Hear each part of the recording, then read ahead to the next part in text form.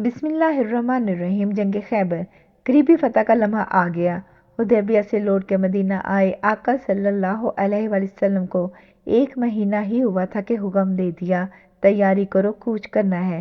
6 ہجری کے آخری مہینے ذوالحج میں حدیبیہ سے پلٹے تھے۔ اگلے مہینے محرم 7 ہجری کی آخری تاریخوں میں روانگی ہو گئی۔ یہ سن 628 کی بات ہے۔ آقا صلی اللہ علیہ وآلہ وسلم کی عمر مبارک اس وقت 60 سال کی ہونے والی تھی۔ روانگی ہمیشہ کی طرح سرت سے اچانک اور خفیہ تھی۔ حکم تھا کہ ساتھ جانے والے وہی ہوں جو صلح حدیبیہ میں ساتھ گئے تھے، وہی 1400 مقدس نفوس جن سے اللہ راضی ہوا تھا۔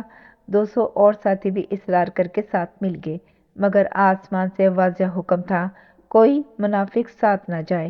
ام المومنین ام سلمہ رضی اللہ تعالی عنہا جو حدیبیہ میں بھی ساتھ تھیں، صرف وہی ساتھ گئیں۔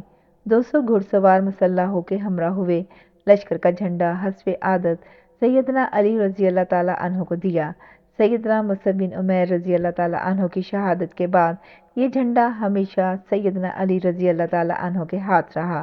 مدینے کا انتظام سیدنا صبا بن عرفت انصاری رضی اللہ تعالی عنہ کو سونپا اور سفر شروع ہو گیا۔ آقا صلی اللہ علیہ وآلہ وسلم کا لشکر مدینے کے شمال میں غلبۃ العلیہ سے غلبۃ الصفری پہنچ کے خیبر کی طرف جاتے راستے پہ چل پڑا۔ راہ میں جبل اشمد اور جبل نمار کے درمیان تنگ پہاڑی سنگلاخ راستہ تھا جو تیزی سے عبور کیا۔ جبل نمار سے فوج کے 2 حصے بنائے۔ ایک حصہ غطفان قبائل کو خیبر پہنچنے سے روکنے کے لیے روانہ کیا، دوسری بڑی فوج کے حصے ایسے راستے سے لے جانے کا حکم دیا کہ خیبر والے سمجھیں لشکر شام سے آیا ہے۔ پہنچا وہ لشکر شام کے وقت ہی تھا، خیبر کے قلعوں کے سر پہ۔ مگر رات کو آقا صلی اللہ علیہ وآلہ وسلم جنگ نہ کرتے تھے، جنگ کی تدبیریں سوچتے تھے۔ تدبیریں سوچی جا چکی تھیں، خیبر کی پوری بستی کا جائزہ لیا جا چکا تھا۔ خیبر اس وقت پورے جزیرہ نما عرب میں یہودیوں کا سب سے بڑا مرکز تھا۔ مدینے سے بھگائے بنو نذیر نے ادھر ہی ڈیرے ڈالے تھے۔ انہی کے سردار حی بن اخطب کے بھڑکانے پہ بنو قریظہ نے بغاوت کی تھی۔ عین جنگ خندق کے دنوں میں خندق کی جنگ میں مالی مدد نقد درہم کے علاوہ سونے اور چاندی کے ساتھ انہی خیبر کے یہودیوں نے مدد کی تھی۔ اب جب 1 مہینے پہلے قریش مکہ کی طرف سے 10 سال کے امن کا معاہدہ ہو چکا تھا تو یہ ڈر موجود تھا کہ کہیں خیبر والے مسلمانوں کے خلاف قریش مکہ یا اس زمانے کی کسی بڑی قوت ایران یا روم سے کوئی معاہدہ نہ کر لیں اور مسلمانوں کے سر پہ کوئی وار کریں۔ اس لیے آقا صلی اللہ علیہ وآلہ وسلم نے اپنے دفاع میں جارحانہ کارروائی میں پہل کی۔ غطفان والوں کی مسلمانوں سے دشمنی اور یہود کا گٹھ جوڑ کوئی چھپی بات نہ تھی۔ خیبر کے یہودی ابھی غطفانیوں کے ساتھ مل کر مسلمانوں کے خلاف حملے کی چالیں سوچ رہے تھے کہ آقا صلی اللہ علیہ وآلہ وسلم سب کو حیرانی میں ڈال کے انوکھے رستے سے عین خیبر کے قلب میں خنجر کی طرح کھپ گئے۔ خیبر مدینے سے کوئی 100 میل دور بے حد گھنا کھجوروں بھرا نشیب میں واقع نخلستان ہے۔ ایک آتشی چٹانوں کا حرہ وہاں بھی ہے۔ کچھ منہدم ہوئے تالابوں کے ٹوٹے بند بھی نظر آتے ہیں۔ انہی میں ایک صحبہ نامی تالاب بھی ہے جہاں آقا صلی اللہ علیہ وآلہ وسلم نے خیبر آتے جاتے کئی بار قیام کیا تھا۔ اس کے آگے ایک پست وادی ہے جس میں خیبر آباد تھا۔ شہر میں خوشحالی تھی۔ قبائلی محلے پکے قلعوں اور گڑھیوں کی صورت میں بنے تھے۔ بستی 2 حصوں میں آباد تھی۔ پہلے حصے میں 5 بڑے قلعے تھے۔ قلعے کو وہ حصن کہتے تھے۔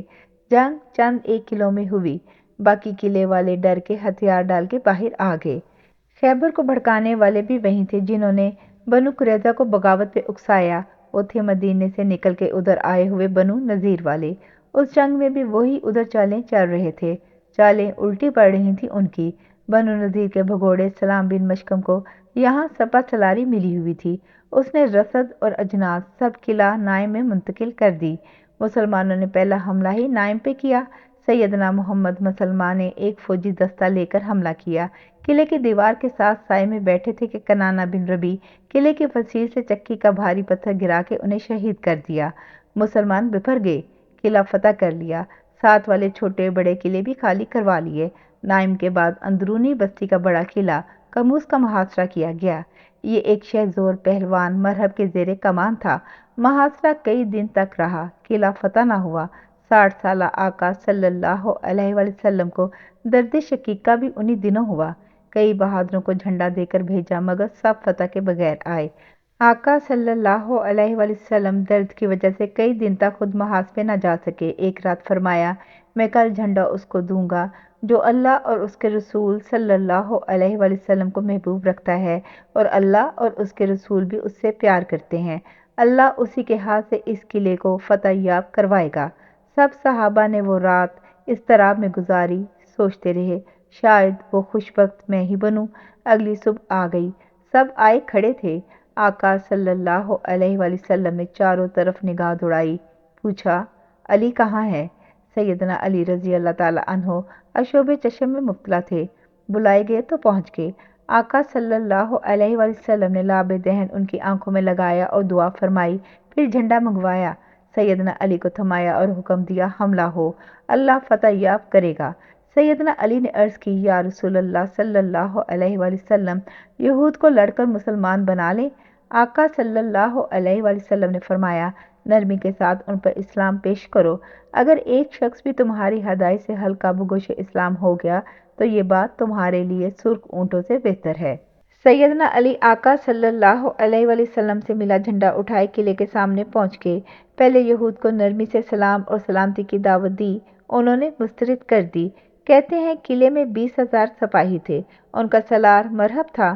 مرہب اپنی تلوار ناز و نخرے سے گھماتا، تکبر سے اٹھلاتا ہوا یہ کہتے ہوئے نکلا، خیبر کے سارے لوگ جانتے ہیں کہ میں مرہب ہوں، ہتھیار پوش، بہادر، تجربہ کار، میری ایک جھلک سے جنگ کا شعلہ بھڑکتا ہے۔ سیدنا عامر بن عقو مقابلے کے لیے آگے بڑھے، انہوں نے بھی رجزیہ شعر کہا، خیبر جان لے گا، میں عامر بن عقو ہوں، ہتھیار پوش، جنگجو، شہزور۔ دونوں حملہ آور ہوئے، مرہب کی تلوار عامر نے ڈھال پہ روکی، نیچے سے مرہب کی پنجری پہ وار کیا، مگر ان کی چھوٹی تلوار مرہب کو نہ لگی، تلوار پلٹ کے انہی کے اپنے گھٹنے سے آ لگی، اسی زخم سے شہید ہوئے۔ آقا صلی اللہ علیہ وآلہ وسلم نے ان کے لیے 2 انگلیاں اکٹھی کر کے بعد میں کہا تھا، ان کے لیے دوہرا اجر ہے۔ اب سیدنا علی خود مرہب کے روبرو تھے اور یہ شعر پڑھا، میں وہ ہوں کہ میری ماں نے میرا نام حیدر رکھا، جنگل کے شیر کی طرح خوفناک ہوں، میں انہی سائے کے بدلے نیزے کی ناپ پوری کر کے دوں گا۔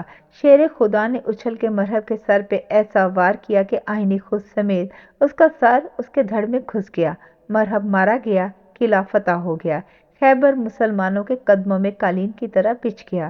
سیدنا علی رضی اللہ تعالیٰ عنہ فاتح خیبر ٹھہرے، باقی سارے قلعے بھی ہولے ہولے مسلمانوں کے ہاتھ آتے گئے۔ کچھ قلعوں کی دیواروں پہ آقا صلی اللہ علیہ وآلہ وسلم نے لکڑی کے ٹینک گھوڑوں کے اوپر اور چھکڑوں پہ بنا کے استعمال کیے، منجنیقوں سے پتھر کے گولے دیواروں پہ مارے، منجنیقیں بھی انہی کے قلعوں سے ملی تھیں۔ محاصرے کئی دنوں ہفتوں تک ہوئے، قلعہ زبیر کے اندر جاتا چشمے کا پانی روکا، وہ ہتھیار ڈال کے باہر آ گئے۔ قلعہ صعب بن معاذ فتح ہوا تو رسد خورد و نوش سے مسلمان بے فکر ہو گئے۔ آخر میں وطی اور سلالم قلعوں کی فتح کے بعد 14 دنوں کا محاصرہ ختم ہوا۔ وہ ابو الحقیق مشہور یہودی کا قلعہ تھا، اس نے ہاتھ جوڑے، بولا، بس جان بخشی جائے، کوئی جوان، بوڑھا، مرد و عورت، بچہ نہ مارا جائے، باقی ساری زمینیں، قلعے، محل، گھر، باغ، باغیچے سب رکھ لیں، سونا چاندی، گھوڑے، اسلحہ کچھ نہیں ساتھ لے جاتے۔ آقا صلی اللہ علیہ وآلہ وسلم نے کہا، منظور ہے، لیکن اگر کچھ چھپایا تو پھر اللہ اور اللہ کا رسول بری الذمہ ہیں۔ یہودی نے کہا، منظور ہے۔ صلح ہو گئی۔ ابو الحقیق کے 2 بیٹے تھے، دونوں نے بہت سا مال چھپا دیا۔ بنو نذیر کے ہئی کا ایک بڑا چرمی تھیلا تھا جس میں سونا اور دینار بھرے تھے۔ آقا صلی اللہ علیہ وآلہ وسلم نے پوچھا، وہ تھیلا کہاں ہے؟ بولا، خرچ ہو گیا۔ آقا صلی اللہ علیہ وآلہ وسلم نے کہا، اگر اسے برآمد کر لیں تو پھر؟ بولا، ہمیں مار دینا۔ ایک انصاری کو آقا صلی اللہ علیہ وآلہ وسلم نے حکم دیا، فلاں درخت کی جڑ کے نیچے گھڑے میں وہ مال دبایا ہوا ہے، اسے کھود کے لاؤ۔ 2 مسلمان گئے، بتائی ہوئی جگہ کھودی، خزانے والا چرمی تھیلا مل گیا، لے آئے۔ آقا صلی اللہ علیہ وآلہ وسلم کے روبرو کھولا، اس میں 10,000 طلائی دینار تھے، وہ سب بھی اصل مال کا نصف۔ بس پوری جنگ خیبر میں وہ 2 جھوٹے یہودی عہد کے مطابق سزا کے مستحق ٹھہرے، اور تیسرا مجرم کنانہ بن ابی الحقیق تھا۔ بنو نذیر کے سردار حی بن اخطب کا داماد، اس نے قلعے کی چھت سے پتھر گرا کے مسلمان کو مارا تھا۔ اسی کنانہ کو جب سزائے موت ملی تو اس کی بیوی حی بن اخطب کی بیٹی صفیہ کو پہلے سیدنا دہیہ کو بخش دیا گیا، مگر خاتون نے کہا، میں سردار کی بیٹی ہوں، مجھ سے مکاتب کر لو، فدیہ لے کر آزاد کر دو۔ سیدنا دہیہ مان گئے۔ وہ بھاگی آقا صلی اللہ علیہ وآلہ وسلم کے پاس آئی، تمبو کا پلہ اٹھا کے اپنا تعارف کرایا اور کہا، سردار کے گھر رہی ہوں، سرکار کائنات کے گھر اب رہوں گی۔ وہ جانتی تھیں آقا صلی اللہ علیہ وآلہ وسلم رسول برحق ہیں۔ اس نے اپنے باپ اور چچا سے آقا صلی اللہ علیہ وآلہ وسلم کی رسالت کی گواہی اور نشانیاں سن چکی تھیں۔ اس کے باپ اور چچا اپنی ضد میں آقا صلی اللہ علیہ وآلہ وسلم کی دشمنی میں مر گئے۔ سیدہ صفیہ نے آقا صلی اللہ علیہ وآلہ وسلم کے روبرو اقرار کر لیا، لا الہ الا اللہ محمد رسول اللہ۔ اعلانیہ اقرار کرنے میں تو سیدہ صفیہ نے کچھ وقت لیا، مگر آقا صلی اللہ علیہ وآلہ وسلم نے یہ رسم بھی مسلمانوں میں رائج کرنا تھی کہ اہل کتاب سے شادی جائز ہے۔ آقا صلی اللہ علیہ وآلہ وسلم کے ساتھ سیدہ صفیہ ام المومنین بن کے مدینہ آئیں تو ان کے لیے دوسرے حجرات کے ساتھ چھوٹا سا حجرہ اور بن گیا۔ فدیہ کے پیسے سیدہ کی آزادی کے لیے آقا صلی اللہ علیہ وآلہ وسلم نے خود ادا کر دیے۔ خیبر کی جنگ ختم ہوئی، کچھ ہفتوں کا محاصرہ رہا۔ لڑائی میں 90 یہودی مرے، 16 مسلمان شہید ہوئے۔ فتح کے بعد آقا صلی اللہ علیہ وآلہ وسلم نے خیبر کے کسی یہودی کو قید نہیں کیا، کسی کو اس کے گھر سے بے دخل نہ کیا، وہی رہنے دیا۔ ان کی حیثیت بدل گئی، زمینوں پہ انہی کی دسترس رہی، بس وہ ان زمینوں اور گھروں کے مالک نہ رہے۔ جتنی فصل اگاتے، جتنا پھل پھول آتا، اس کے آدھے کے حقدار رہ گئے۔ بیل، اونٹ، گائے، بکریاں اور باغات سب کی ملکیت مسلمانوں کو مل گئی۔ حکم کے مطابق سب غنائم صرف اہل حدیبیہ کو ملے۔ مدینے میں انصار سے ملی ہوئی زمینیں، باغ اور گھر مہاجرین نے واپس کر دیے۔ خیبر سے ملے تمام تر باغات کو 36 حصوں میں بانٹا گیا۔ 18 حصے لوگوں میں تقسیم ہوئے، بقیہ 18 حصے ریاست کے لیے مخصوص کر دیے گئے۔ ان سے امور سلطنت کا خرچہ نکلنے لگا۔ لوگ خوشحال ہو گئے۔ پہلی بار مدینے کے مہاجرین جی بھر کے کھجور کھانے لگے۔ ہر ایک مدینے والے کو حصہ ملا۔ جو گھڑ سوار تھے ان کا حصہ 3 گنا، 2 حصے گھوڑے کے تھے۔ فتح خیبر کے بعد ابھی آقا صلی اللہ علیہ وآلہ وسلم وہیں خیبر ہی میں تھے کہ 15 سال پہلے مکہ سے حبشہ گئے ہوئے سیدنا جعفر بن ابی طالب رضی اللہ تعالیٰ عنہ، جو اب 40 سال کے لگ بھگ ہو چکے تھے، وہیں آ ملے۔ ان کے ساتھ ابو موسیٰ اشعری بھی تھے۔ آقا صلی اللہ علیہ وآلہ وسلم کی آنکھوں میں عجیب خوشنما دلکش چمک تھی۔ فرمایا، میں نہیں جانتا کہ مجھے خیبر کی خوشی زیادہ یا جعفر کی آمد کی۔ خیبر فتح کرنے کے بعد آقا صلی اللہ علیہ وآلہ وسلم نے 3 دن وہیں قیام کیا۔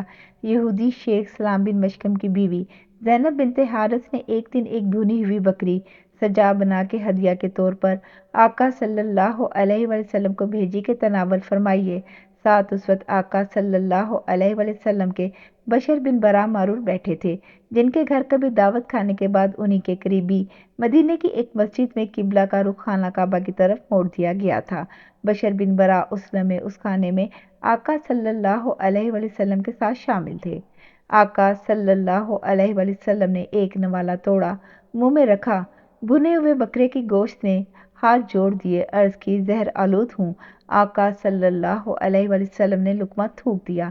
آقا صلی اللہ علیہ وآلہ وسلم نے ہاتھ کھینچ لیا۔ بشر بن برا وہ لقمہ نگل گئے، دونوں بیمار ہوئے۔ زہر آلود بکری کے بھنے گوشت کا تحفہ بھیجنے والی زینب زوجہ سلام بن مشکم کی طلبی ہوئی۔ پوچھا، یہ حرکت کیوں کی؟ بولی، میں نے امتحان لیا تھا کہ اگر آپ نبی برحق ہیں تو آپ کو زہر کا علم ہو جائے گا، اگر نبی کاذب ہیں تو لوگ نجات پا جائیں گے۔ آقا صلی اللہ علیہ وآلہ وسلم اپنی ذات کی وجہ سے کسی سے انتقام کبھی نہیں لیتے تھے۔ چھوڑ دیا اس خاتون کو۔ وہ خاتون سچ جان چکی تھی، مسلمان ہو گئی، مگر اس کے بھیجے ہوئے زہر آلود گوشت کھانے سے سیدنا بشر بن برا رضی اللہ تعالیٰ عنہ فوت ہو گئے۔ اب وہ سابقہ یہودن تھی یا نئی مسلمان، سزا کی حقدار تھی۔ اسے قصاص میں موت کی سزا ملی۔ جاری ہے۔ جزاک اللہ خیر۔